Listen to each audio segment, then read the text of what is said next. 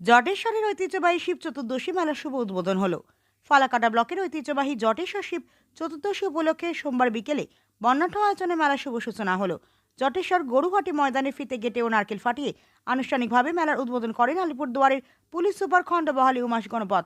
অনুষ্ঠানে উপস্থিত ছিলেন ফালাকাটা পঞ্চায়েত সমিতি সভাপতি সুভাষচন্দ্র রায়, পঞ্চায়েত সমিতির পূর্ত কর্মাধ্যক্ষ সঞ্জয় দাস সহ অন্যান্য বিশিষ্ট ব্যক্তিবর্গ। আলিপুরদুয়ার জেলার ফালাকাটা ব্লকের এই ঐতিহ্যবাহী মেলা চলবে টানা 15 দিন। শিবরাত্রি উৎসবকে কেন্দ্র করে প্রতি বছরের মতো এবছরও জটেশ্বরে তৈরি হয়েছে উৎসবের আবহ।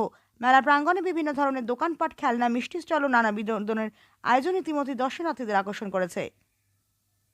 আমি প্রথমেই আপনার মাধ্যমে সবাইকে মহাশিবরাত্রির অনেক অনেক শুভেচ্ছা আর অভিনন্দন জানাবো।